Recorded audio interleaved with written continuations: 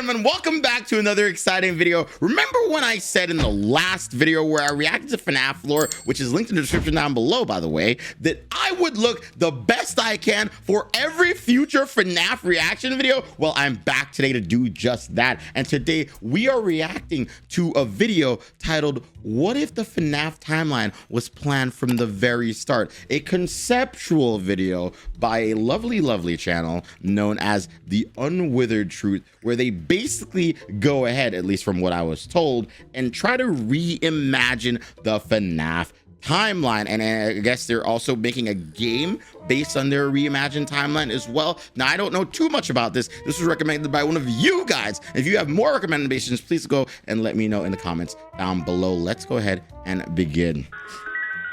Okay. FNAF. By the way, the movie was great, if you're wondering. Okay. I recently put up a poll on my community tab section where I asked if you guys thought that it would be a good idea for the original FNAF games, i.e. FNAF 1 to Ultimate Custom Night, to be remade as to fit the newer lore. The results of this poll were mixed, with over 70% of people saying yes, this should be done, but the 30% that said no being the more vocal as to why they think that it would ruin the franchise in the comments. I'm honestly split a bit the idea with the remake, as reboots and remakes can invite a lot of their own problems when dealing with a franchise. That is true. That's why today I thought it would be more fun to create what I think would be a best case scenario for a reboot of the entire franchise, or at least a reboot of the very first game, to see what I think FNAF 1 could have looked like were the story planned out from the very beginning. Depending on how this video performs, I might just create more like this, but for now, I think it's best to look back at where the series started and try to reshuffle FNAF 1 to be a more narrative experience, taking... You know, Scott, like, definitely wanted FNAF to be, like, the last game he ever made, right? Like, isn't that, like, the actual lore of it? Like, he just made it as, like, a last hurrah or whatever, and it just accidentally became, like, the greatest thing that he ever created, which I think is just really cool. I mean, isn't that also the case for Final Fantasy? If you guys know about Final Fantasy, where they created Final Fantasy as the final thing that they would ever make, and then it somehow blew up, and now we have, like, Final Fantasy 16, which I think is also one of the greatest games of all time. Just saying, no Expedition 33, but it is great. The best of what came before and trying to leave out all of the weird contradictory material. Okay. The title of my reboot will be Five Nights at Freddy's Anniversary. Okay.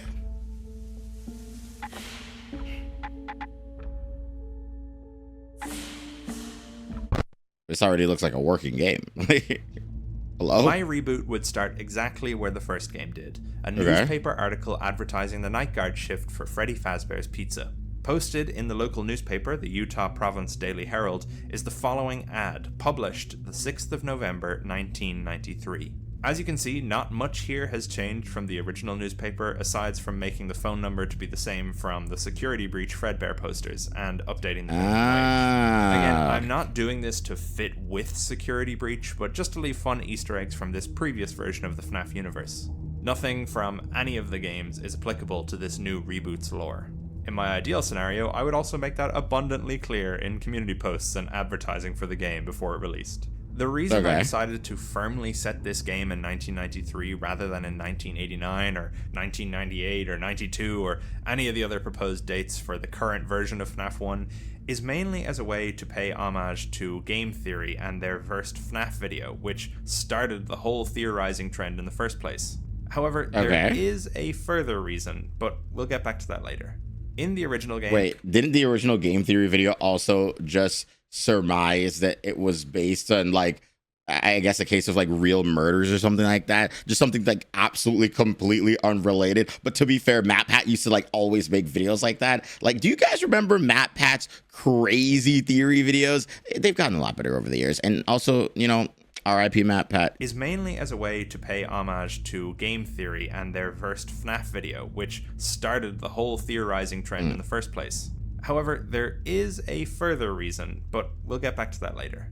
In the original game, the surrounding blurred out text was just some filler stuff that Scott put in for fun, but I think this is a great opportunity to further hint at other things going on in the FNAF world at this time. I think an advertisement for Stan's budget tech would be fitting, as well as an article about the unknown whereabouts of a Daily Herald reporter, Bronwyn Light, a character featured in the week before. who disappeared a little over a week ago. Again, I'm not saying the week before is canon, but I just like the idea of adapting some of that story into this fresh universe. The player is prompted to continue, but instead of being brought straight to night 1, the newspaper is pulled away from the camera. We didn't realize it, but we're actually already looking through the POV of our protagonist. We sit staring at an old boxy TV in a garishly decorated living room torn straight out of the 70s. We grab a TV remote and can click through the TV channels using our keyboard or controller. That's already different. Interesting. Wait. Okay. So this is just before they even get the job. Wait, that's actually like really, really cool. Okay, now I actually want this game. Right? Is he allowed to sell this game? Could he realistically sell this game? Like, because I want it, chat. I would actually play this game. A clock in the corner of the room will tick to 11 p.m. in 60 seconds, which will end these in-between night sections, or the player can always manually skip ahead with the button on screen. At the end of the game, all the stuff you watched on the TV will be available through an extras page on the main menu for ease of theorists wanting to review. Anyway, nothing too crazy important on this first pre-night section beyond some Easter eggs, so let's jump into night 1. 11 p.m. on November 6th ticks over to November 8th. Okay. Before I go into the night-to-night gameplay, I think it's important that I go over exactly what this revamped pizzeria would look like, and I'm going to be drawing inspiration from all different versions of this building from over the years. Reddit user RDTFGS made this fantastic layout based on FNAF 1, Help Wanted, and the Into the Pit book. Despite those pieces of media not being a part of my new canon, I honestly love this layout. It just feels like exactly what I'm going for with this sort of revamped FNAF 1 pizzeria. But all credit goes to them for this really great layout, which I'll use as a base. Okay, let me look at this. All right, the dining hall is still in the center. The main stage is still there. The backstage, party rooms. There's the safe room, restrooms, kitchen, the arcade, private cove, the entrance, the West Hall. Okay, all right. No, I see the vision. I do in fact see the vision. Actually, I'm not opposed to it. If anything, like I actually do like it. The only thing about this layout that I don't really understand is this double entryway, so I reckon I'll just lose that for my version. First thing we're going to add here is maybe it's like an entry where you enter from the side here and then you come down like a hallway or whatever. Like, or maybe I do get like maybe if the entryway is just this, that's also fine. But maybe it was like you enter this way coming in and then you just walk in. Pit from all the different Into the Pit versions, as it's more a standout angular piece entryway of modern FNAF iconography, even making its way into the movies pizzeria. So we'll place it in the back right corner of the room as is described in the original book. Okay. I'm going to shorten the hallways that lead to the security office as well, as the original FNAF 1 pizzeria has a lot of this weird dead space which is not really used. This new layout already goes a long way to fixing some of those problems, but I'm just going to continue to condense down the space because I think it'll just make for a more realistic experience. Okay. Because everyone knows that in a game with ghosts, haunting, animatronic robots, the most important thing is realism. To use up some more of the empty space, I'm going to add a manager's office, as there seems to not be one in the original layout, and one is mentioned in both Into the Pit and the Silver Eyes. Yeah. In general, it makes sense in real life as well. One, so what I'll do is shorten the space between the bathrooms and put it in next to the kitchen. I'm also going to lose this awkward bend around the backstage and just make it so backstage is behind the stage. Directly behind the main stage. That, I'm going to also move the safe room from next to the restrooms to beside the backstage. The safe room serves the same purpose in my universe as it did in the original, so I thought it would make more sense to be placed out of the way so employees could actually move away. Hold on. He's kind of cooking, actually. I actually like that previous layout, but like now he's like making a lot more sense with his layout than that layout. Now I'm just more intrigued. Like, listen, he has my full attention. Whatever he produces, I'm sure it's gonna be made with gas, or is propane better? Is propane or gas better? Doesn't matter. This is good. This is good. Pass through to the bathroom. Okay. Also, as a storage room, it makes more sense to be next to parts and service anyway, so equipment doesn't have to be lugged across the restaurant. Okay. Yeah. Also, just reduce this small space here between the arcade and Pirates Cove, just because I think it makes more sense to kind of loop around in this U shape. So in terms of rooms, that's all I think we need to add or change from the old layout. So now we have to talk about cameras. I definitely want to keep the old eerie feeling of FNAF 1's cams, so as little visibility as possible is key. Here are all the camera placements I was imagining, and while I won't go through them one by one, the safe room will remain off camera beside the backstage cam. We'll also add 3 new cameras, one for the arcade, one for the prize counter, and one for the manager's office. Great, so now we have our building layout and our camera system. Aesthetically for the building, I don't want the reboot to stray too far from the original series, as I find reboots or fan games often try to completely redefine every aspect of the franchise's most iconic elements. That is true. Obviously, it makes sense to want to put your own spin on things, but for me, FNAF 1 is so classic that making things too different isn't worth it. Some things I'll add, though, are old toy animatronic parts in the backstage area, along with really old withered costume parts. Because yes, in my universe, the unwithereds are undeniably canon. I mean, are you really surprised? I think some retro posters that makes from sense. 1985 peeling away on the walls or hidden behind arcade cabinets could be some nice touches. Maybe a few Fredbear's Family Diners posters Into the Pit game style could fit somewhere as well. So that's our pizzeria, but what about the night-to-night gameplay? This actually looks ridiculously good so far. Like, genuinely. Like, low-key, Scott, listen, I'm just saying, like, I'm only 7 minutes into this, by the way. I'm convinced that, like, if you hire this guy or just take whatever game concept he has already, like, and sell it as your own, you know, like, I'd play it. I'd buy it. Whatever company owns the FNAF franchise right now, literally, just take this. I want it. With this being the first game in the reboot series, I think sticking as closely to FNAF 1's simple game loop is the way to go. The usual loop of checking the cameras and closing the doors if the animatronics make it to outside the office is the same. Foxy's Pirate Cove mechanic is a little different though, as I thought it would be cool to introduce his light sensitivity from the other games into this one. Similar to FNAF 2, the cameras are all equipped with their own spotlights, and to keep Foxy in his cove, you have to flash him with the lights to make him recoil behind his curtain. To stop this from being a FNAF 2 puppet music box situation where the player just camps the Pirate Cove cams, we'll make it so that Foxy actually moves faster the longer the cameras are on his stage. That way you're only supposed to check his cameras to flash him, but not to stay on it or he'll just come right back in. Oh, wait, no, that's terrifying. That's actually terrifying, dude. Okay, you can tell that this guy, is he a game dev? Because if he's not a game dev, he should be a game dev. He's like a genius, actually, like genuinely a genius. Someone needs to hire him to just produce games, right? It's like the Expedition 33 freaking game dev guy who didn't know how to make games. And like, I don't know if you guys heard that story. Dude just like YouTubed how to like make a game. Like, this guy's cooking. The rest of the animatronics stay mostly the same, Bonnie down the left hall, Chica down the right hall, but Freddy, while his gameplay is the same, has some interesting behavior. Every now and then, we can hear Freddy's music box echoing through the halls of the Chica's pizzeria. great. If we check the cams and locate Freddy while his music box is playing, we'll see that he is not facing the cameras as usual, but instead facing toward open ventilation shafts that'll come into play later. Oh no, is Freddy gonna try to crawl through the shafts to get to you? Like, that's just disturbing. What? Oh no.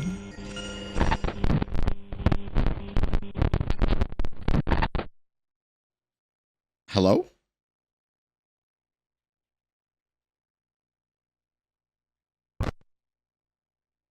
What does that even mean? What does that even, you feel very Freddy? You feel very Freddy.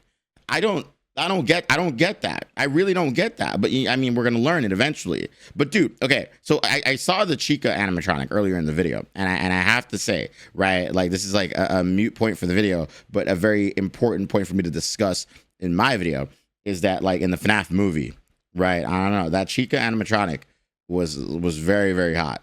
Okay, that might be weird to you, but I'm just saying there's something about the Toy Chica animatronic, all right? If you don't think that, then we can't be friends. We just can't. So that's the regular loop, but I think fleshing it out with some extras could help this game to feel like a true revitalization of the series. Okay. I don't want to add too many extra mechanics, as I feel like we're robbing ourselves of the opportunity to expand the gameplay in following games, but the week before gave me some inspiration for extra tasks we might have as our time being the security guard at Freddy's. In the week before, Ralph has to clean up messes, change out light bulbs, and while I don't think there should be too many of these extra tasks for this game, giving the player optional challenges for extra points and lore secrets could be a really fun idea. Some of these extra challenges could even help the player out with their regular check the cameras, close the doors gameplay. For example, a simple task could be to switch out a light bulb in the restrooms, just like in the week before. The player is shown on the map where their next task lies, and so they have to make sure there's no animatronics nearby before heading there. Before they can go there. The player can then click a button on the screen and make their way to that room. How, you might ask? Well, the guard stands up from his chair, turns around, and enters the vents. Oh, is this the Freddy thing? In the vents, you stop every now and then to take a turn. There are directions on screen to inform you which way the vent will lead you, but there's nothing to stop you from taking a different path. We'll get back to that later.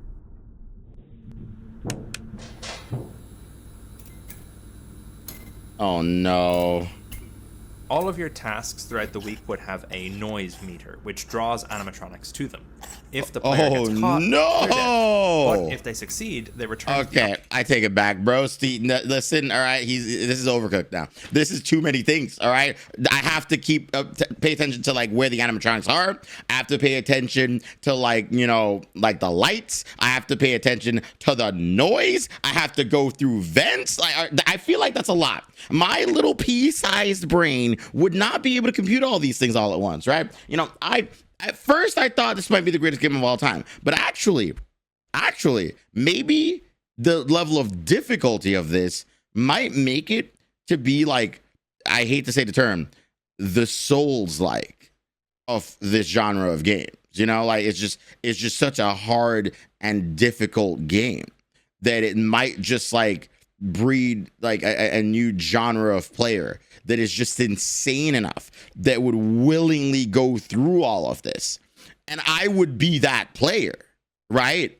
Office with no problem.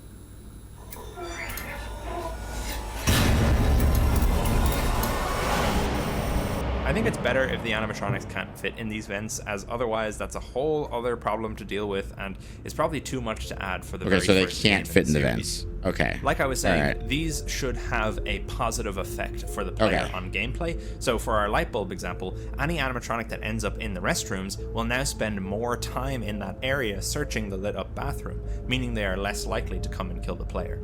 I think these extra mini tasks would add a lot to the game, and they'd be randomized, so no two playthroughs would be the same. It'd also give the player an opportunity to see different parts of the pizzeria up close, rather than being stuck in the office the entire time. In terms of other extra stuff you can do, you can see that we've added an arcade to the map, so we've got to add some 8-bit minigames, but we'll talk a bit more about those in detail later on in the upcoming lore section of the video. Now, something much more substantial I'd like to change with this game is Night 5. Okay. I'm taking heavy inspiration from FNAF 4 here, but something I think was really interesting about that game was the choice to switch from the regular animatronics to Nightmare Fredbear on Night 5. Totally stealing that idea, Night 5 will have the player go up against the one and only Golden Freddy, who will be rocking his withered Fredbear look. Now, I'm all for the idea of Golden Freddy taking the form of his bandmates in the original series, but I think that was more of a response to the fact that Scott didn't plan out the series from the start, so he needed to explain why Golden Freddy looked different in the first game, despite there being no reason for the company to repair a suit that they're not using. However, we don't have to worry about any of that here, so in my reboot, Fredbear looks the same as he did all those years ago. Story-wise, there is a reason that Golden Freddy takes over on Night 5, but again, I'll go into that later in the lore part of the video. I imagine that on Night 5, everything starts up as normal, but we notice that by 1 AM, none of the band have even moved yet. Then, suddenly, the power in the building cuts out, the cameras go down, and we're left in the dark.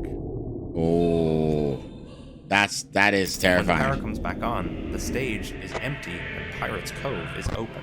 all of the animatronics have disappeared, nowhere to be seen on the cameras. What? None of the cameras? Switching to the backroom cameras shows that the camera has been knocked down from its original resting place and is now lying on the floor.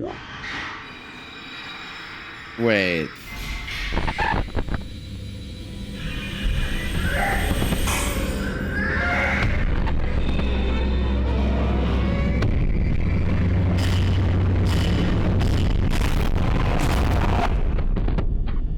Golden Freddy is now your main threat and will take the role of the other 4 animatronics. If he appears in Pirate's Cove, flashing him away will make him return to his regular pathing, otherwise it's a game over. Surviving Golden Freddy is a difficult task, but if we do survive, well, we'll talk about that later. Bro, that's terrifying. Hello? This is just a giant head. Just a giant Golden Freddy head just like roaming around. Like, I don't know. That's objectively terrifying, dude. What the heck? So that's night 5, but I'm going to do away with night 6 entirely. I think as cool as it is to have an extra night, the series is called Five Nights at Freddy's. So I always wondered about that as well. In the original like game, right? Like I watched a video recently where someone was like, "How many nights are there in Five Nights at Freddy's?" And then, you know, rightfully so, someone answered there are 6 nights. And then, you know, the person was like, "No, there's only 5." And I was like, "No, there are actually 6 nights, right? Because there is a night 6 in the first game." And like I always like thought having that night 6 just felt disingenuous when the game is called Five Nights at Freddy's. I mean, it's cool. It was cool at the time being the first game, but being called Five Nights at Freddy's, having only 5 nights, I think would have made it, I guess, a little bit more meaningful as well. So like in this anniversary edition, this conceptual edition of the game, I think the 5 nights could hit a little bit different, you know? Custom Night will act as the extra night and be a non-canon challenge mode, and not have a night number. The Custom Night will provide the same options as usual: animatronic difficulty settings, any challenges like low power or longer nights, stuff like that. There will also be the option to activate Golden Freddy, who will take on the AI of the most difficult animatronic you have set and take over at 4 AM, FNAF 4 style. So that's our gameplay, nights 1 to 5, along with any custom night shenanigans a player might get up to. But what does it all mean? What is the real story behind Five Nights at Freddy's Anniversary? The lore! FNAF 1 changed the way a lot of games looked at storytelling. It had an undeniable impact on people when it released, and the same core storytelling philosophies have stuck around to this very day. So, what can we do? Is most of this video just the lore? We went through gameplay so quickly. There's so much more left in this video. Oh my goodness. Dude. To make sure this reboot intrigues people in the same way, makes them want to pick apart every tiny detail until they feel like they've figured out all the nooks and crannies of this fresh take on the FNAF story. Well, for starters, I think keeping the focus in-game being on the gameplay rather than the story is something that the original FNAF series got right. The story wasn't spoon-fed to us. Any hints about the wider narrative had to be sought out by the community, which is what makes theorizing so fun to this day. That's why the in-between night sections I mentioned earlier in Michael's home, or the mini-games I'll go over in a bit, are absolutely optional, and most of them will be hidden away to be uncovered. But before I go into the secrets, there is one character I've neglected to mention up to this point, or at least his role in this game. He is undoubtedly one of the most iconic and important characters, and is a crucial aspect to the way the original games hooked their audience. The security guard! Phone guy! Ralph. The phone guy. In this game, Ralph will indeed be our guide, as he was in the original, giving us tips and tricks to surviving the nights, while also dropping tantalizing teases to the wider Freddy's universe. Scott voiced phone guy in the original game, right? If I'm not mistaken. So, like, who voices phone guy in your remake version? Does he voice phone guy himself? Who knows? I mean, Hello? Doesn't matter. Hi there. I wanted to record a couple messages for you to help you get settled in over your first week on the job. I'm okay with this phone guy. I definitely could have done with a friendly voice on these long nights, so I thought I'd give you one to listen to. Ralph will introduce himself as the location's manager. My name's Ralph. I'm the manager of this fine establishment. I'm, also currently the night guard and the janitor. Staff has been hard to come by as of late, but thanks to you, I finally have a replacement. Someone's coming in from on high to be the new manager, but you have the privilege of guarding the building after hours, and cleaning up a few things here and there. This is my last week on the job, so we'll both be braving new beginnings together. Let's see here. There's an introductory greeting I'm supposed to read. You know, sort of a legal thing they had to bring in a few years back. Okay. He'll give a hilariously satirical company greeting that no sane person would stick around to hear the end of, because they'd already be out the door looking for a safer line of work. Ralph assures us nothing will go wrong, as everything in Freddy's has a completely logical explanation. Ralph mentions that the animatronic characters have been stuck on stage since the bite of '87. Yeah, things really haven't been the same since then. You know, people could excuse one bite, but 2 in 4 years. PR really had a hard time with that one. Anyway.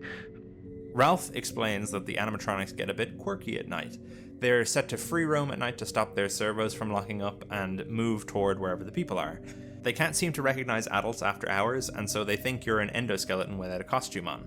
That leads to them stuffing you inside an empty suit, killing you. This final point is confirmed to us anytime we die, as we're brought to a game over screen where our player is seen stuffed into a moldy yellow rabbit costume in the back room. Jesus on night Christ. 2, Ralph congratulates us on making it past our first night. I do like, though, that he's having Ralph, like, go ahead and explain a lot of this stuff. It is a very interesting way of going about doing it, I'd say, right? Like, it's actually, like, pretty good, if anything, right? This whole like conceptual FNAF thing is kind of good, you know? Hello? Hey, look at you. Night 2. You're a natural. Probably.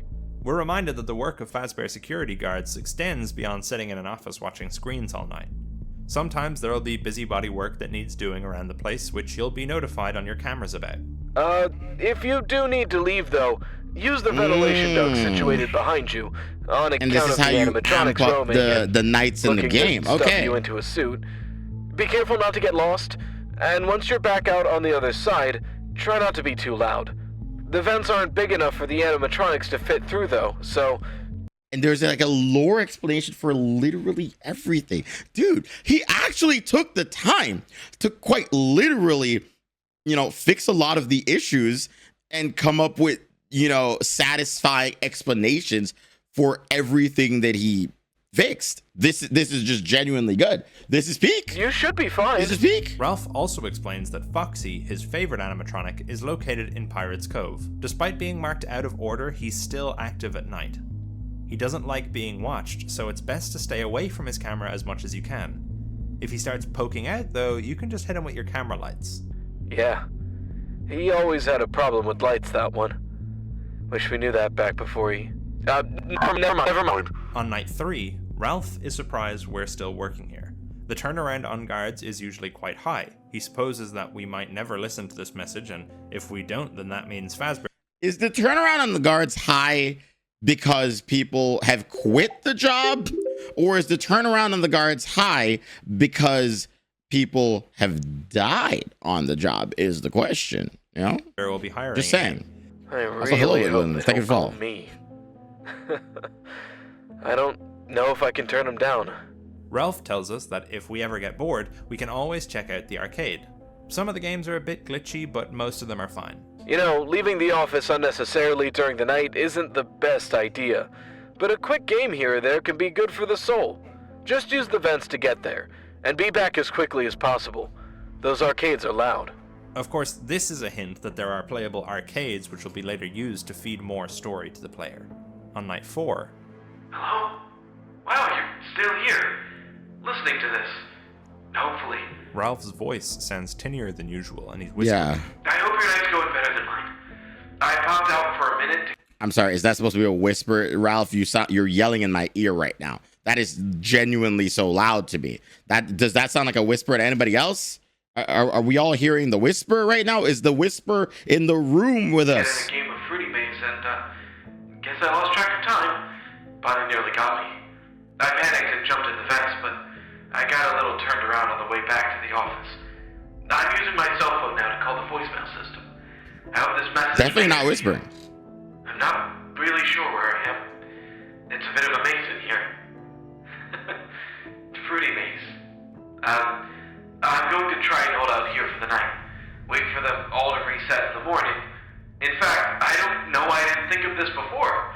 I'm probably safer here than you are. So, there you go. That's your tip for tonight. Hide in the fence. Wait. Ralph goes quiet. There's a strange slithering sound coming Ralph? from the phone. Huh. I didn't even know we still had you around. Oh no. Remember before when I said the player could take any path they like in the vents? Well, if you stay in the vents long enough and take enough wrong turns, on any night you can find Ralph's body decaying in the vents.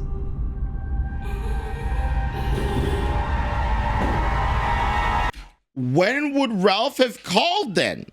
Were these pre-recorded calls? Wait, hold on. If Ralph is already dead, who called? Did you call? Did the puppet call? Is the puppet mimicking Ralph? What's happening?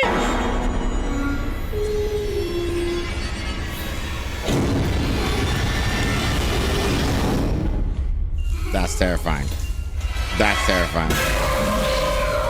That's just terrifying. Allowed here.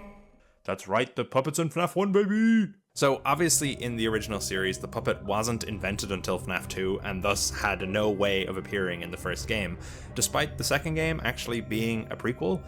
I didn't want to just add the puppet in as a regular character, but the idea of just ignoring her existence didn't feel right either. No, Setting that her makes up as this sense. That actually mysterious makes sense. entity You know, crawling I through do the walls like at Freddy's the felt lore like something change here. more appropriate for her in the first game. Mm-hmm. Totally missable on a standard initial playthrough. Dude, the puppet in the movie, by the way, was just kind of freaky. Didn't like how she was moving. Every single time I saw the puppet, I was weirded out by it. Also, I know it's a puppet.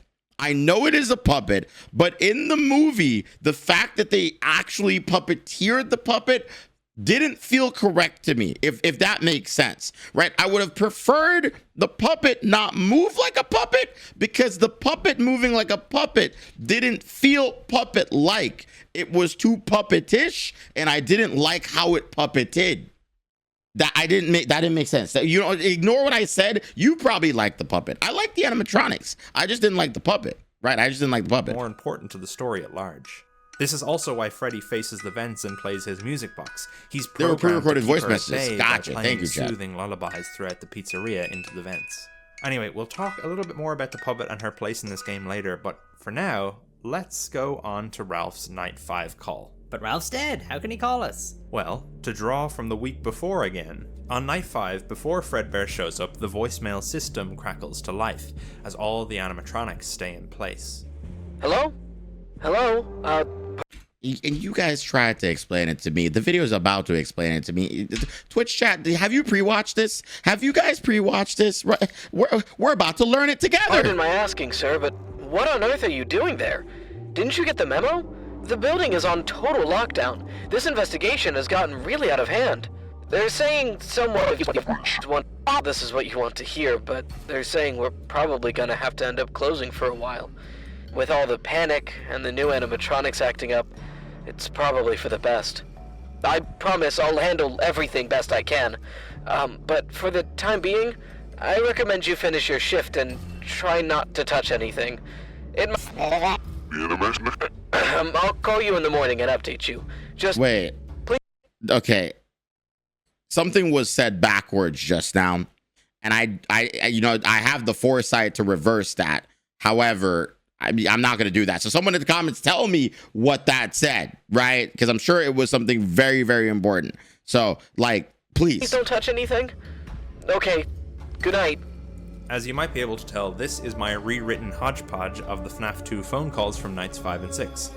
I have ideas about how that game would work, but rest assured that if I ever talk about what I'd do for that game, I would absolutely use this as the night 5 phone call there as well. The night then proceeds with Golden Freddy doing his thing, and that's the end of Ralph. This game would be full of small creepy Easter eggs just like the first game, posters changing on the wall, characters with rare screens or glitchy hallucinations, that sort of thing. I was also thinking you could have it phone. The only Easter eggs that I want to actually put focus on are the newspapers, which I'm going to have make a return from the original. These were... What is happening with this video? Am I freaking out? There's a lot there. This is an ARG. This has to be an ARG. There's something going on with this video, and now I'm gonna have to watch every single one of his videos to figure out what he's doing here. Right? This is some weird hidden code, and now I've been sucked in because of you guys. What's happening here? The thing that started it all back in the day, so I think it's only fitting we keep them as part of the reboot. On some of the cameras and in some of the rooms you can visit, newspaper clippings can be found, appearing and disappearing along the walls of the pizzeria. Much like the original, they tell of the missing children's incident. 5 confirmed victims of Fazbear disappearances. After the company's promise of safety following the multiple incidents which occurred at their establishment many years ago, locals are horrified to see the same tragic patterns repeat themselves. Mascot killer still at large. Fazbear's Pizza closed for public safety.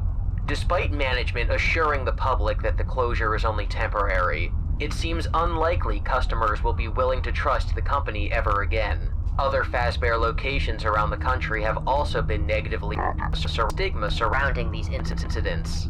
CEO of Fazbear Entertainment found guilty. Linked to an Indian hurricane breathed a sigh of relief after the former CEO of Fazbear Entertainment was convicted last Thursday. Police suspect he was likely also responsible for the disappearance who went missing from the same establishment. Classic Freddy and Friends returning. New robots scrapped. After incidents of malfunction, Fazbear's newest line of robotic mascots, which debuted only a few weeks before the location's closure, are being older classic animatronics are set to be taken out of storage and refunded. The acting CEO of Fazbear Entertainment calls it a return to form. A local concerned mother was quoted as saying, "I really hope not." Fazbear Entertainment chomping down on health code violations. Management assured the Herald that the robotic mascots are cleaned regularly, but that the foul black mutants, which reportedly leaks from the mascot suits, returned without explanation. An official statement from Fazbear attempted to explain this bizarre, upsetting alleged phenomena as unavoidable operational leakage. The health department told the Herald it isn't satisfied with this answer. As you can probably tell, I'd like to weave a little more of the events prior to the MCI into the newspapers, as it seems like they would be relevant considering the history and track record Fazbear has by the time of the MCI. However, there is another article which can only appear on Night 5. Young boy killed at local diner. On the morning of November 12th, a child's birthday celebration at the popular Fredbear's Family Diner turned into a horror fest when a group of local teenagers forced a young boy into the mouth of the star animatronic.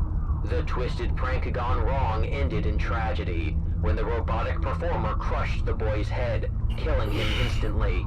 The Evanit0 men are awaiting a consolidated hearing in Utah juvenile court, but sources say the victim's older brother led the brutal act and may be more liable, thus potentially charged as an adult. Oh my gosh. I probably don't need to tell you what this particular newspaper article Dude, Michael's gonna be in there for life at this rate, dude. Like I don't think he's getting out. is referring to. As mentioned previously, the arcade cabinets in Freddy's will be accessible to the player to provide further Easter eggs and lore hints. The player can go to and from the arcade at will, but can only play through one on each night without risk of being caught by an animatronic. I'm sorry, if you have the time to somehow manage literally everything that this game is expecting you to manage and also get to an arcade machine every single night and play one of these arcade games, you are somehow the most professional player I would have ever seen for this new franchise. Because like that it just seems like unattainable, right? To be able to manage the cameras, the lights, the noise, the animatronics, and then have free time to play an arcade minigame at the same time. That just seems a little absurd, right? There will be 5 minigames in total, and thus, to access the full ending of the game, one must complete an arcade cabinet every night. In classic Midnight Motorist fashion, there are 2 layers to each game: the regular game and the hidden lore section, which can be reached through glitches or secret exits in the level. Arcade 1, Freddy in Space, Reloaded. This arcade is a platformer/shooter where you play as Freddy Fazbear, battling space aliens as you try to make it to the end of the extraterrestrial level. That's how you go. This game is a simple, goofy Mario clone, but one of the platforms colored purple will allow you to glitch your way out of bounds. Freddy falls off screen, and as he goes, his pixelated art form will slowly degrade until he no longer resembles a bear. Instead, he is now a child, standing in a pizzeria.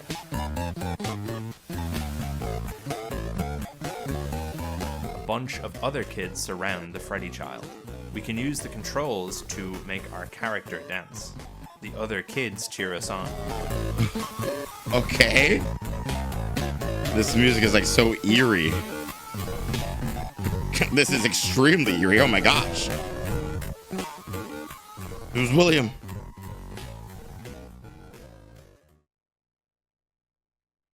No, run, kid! You've won a special Fazbear Prize for Best Performer. Follow me. Don't do it, kid. Don't do it. Don't do it. Don't. No! Oh, no! The minigame ends. Arcade 2, Bonnie's Jammin' Jamboree. This is a rhythm game where we must match our inputs to the ones shown on screen. One of the buttons is never used in-game, its lane staying empty. If we mash that button, the screen glitches and Bonnie becomes a terrified face of a child. We can use the controls to make fingers come on screen and point at the child, who progressively gets sadder. Oh my god! Eventually we win and the fingers go away. A yellow hand comes on screen. I have big ears too. I'll be your friend. Follow Oh my... me. Why is this so disturbing? Arcade 3, Chica's Feeding Frenzy.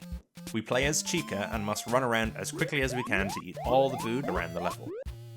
If we choose not to eat any of the food by the time the timer runs out, the level glitches. We're a little girl now, standing at a counter. Any button we press prompts us with,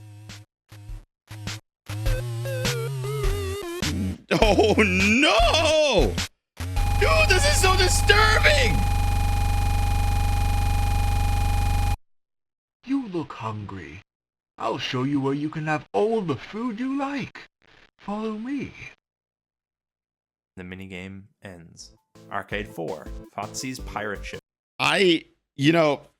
I'm glad that these mini games are now being used to showcase how he, I guess kidnapped and unfortunately killed every single child. But like, it is still very disturbing to go through them. And this is good. This is very, very good for the lore, right? Like, genuinely. But also, like, what the absolute heck, dude? Simulator. We play as Foxy, navigating a ship through stormy waters. We have to avoid big icebergs and shoot other pirates who are trying to board the ship. If we ignore on-screen warnings, we can sail off course and run the ship aground. If we do that, the game glitches. We are now a young boy. Other children sneer and Jesus laugh. Christ. They take our glasses off and break them. Why have all these children just lived like the worst lives ever? Like these kids are just going through it, dude. Like, holy crap, man. Like, when I was a kid, I got bullied, but like, I don't know if it was this bad. Like, god damn. The children leave. A blurry yellow rabbit approaches. Your eyes don't work too well. I have a friend just like you. Would you like to meet him? Follow me.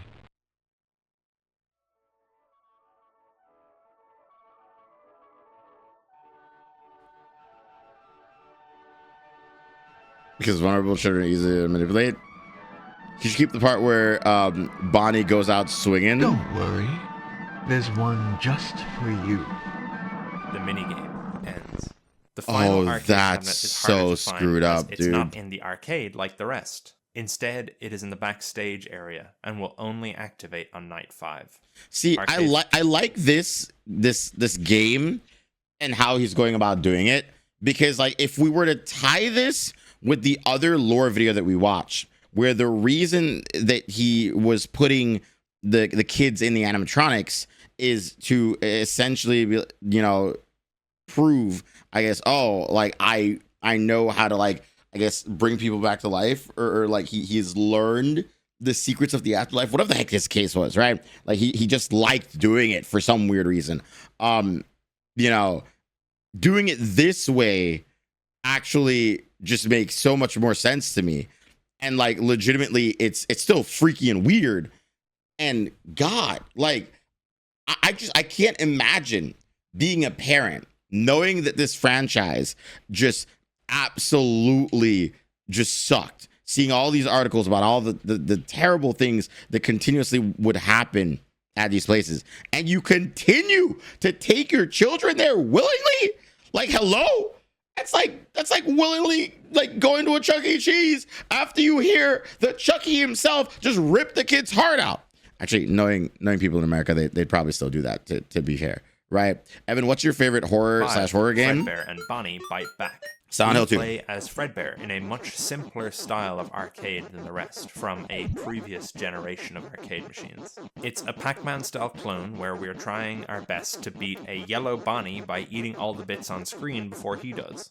We can find a section of the map which we can pass through and bite our way off screen. We continue moving through a black void until eventually finding a young boy crying. Don't bite him. Don't bite him. Don't bite him.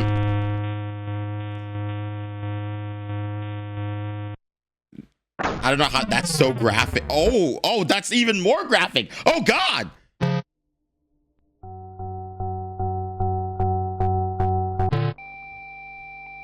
A young girl is beating up another child. We must press buttons to beat them more and more. Why? The kid runs off crying. The yellow rabbit appears. Quickly! If he tells his mummy you'll be in big trouble, I can hide you. Follow me.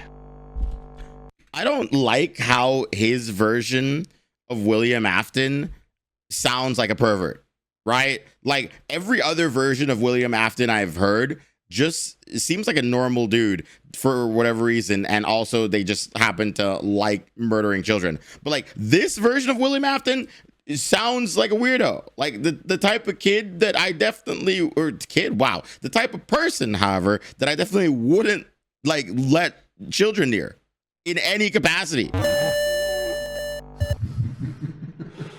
To be fair, as shown into the bit, the rest sounds were ridiculously cheap. Don't move. If you move, you will die.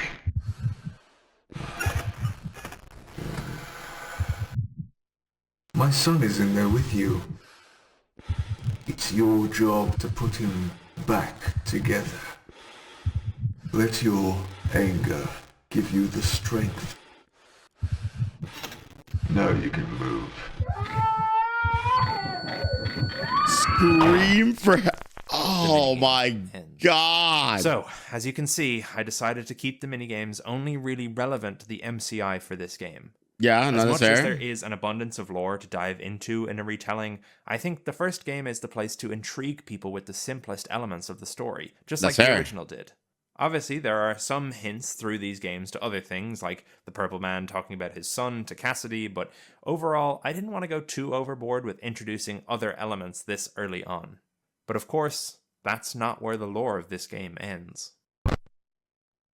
I spoke briefly think this is about fine Golden so Freddy's far. appearance on Night 5 and how he takes over from the rest of the animatronics. What I didn't discuss is what happens when we beat the night. In the event that we survive to the end of the night on a normal playthrough,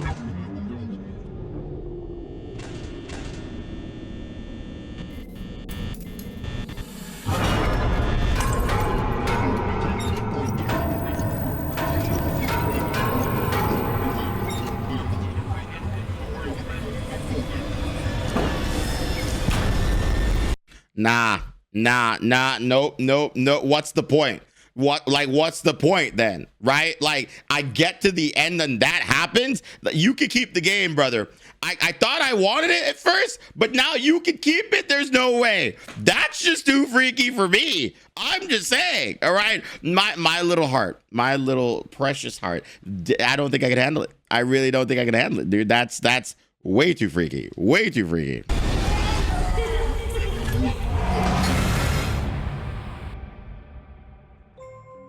fade in on a notice of termination. Note: didn't bother to turn up second week. Your first week's pay will not be issued.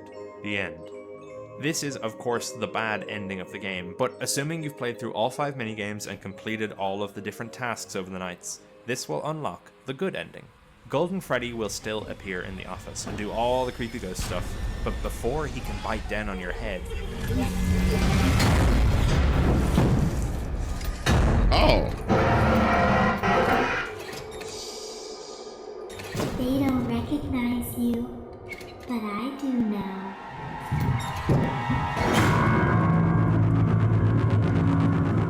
What is that even supposed to mean? What is that's good though. That's actually good. I'm not gonna lie, that does leave you with like solid intrigue for a second game, right? You know what, buddy? Does he make another video for a second game? If he does, I definitely want to see that. That's a solid setup for sure. And I genuinely would play this game. I've kind of like, you know, run around and said I would and I wouldn't, but I think I would. I think at the end of the day, I definitely would. That was really good, actually, like genuinely impressive.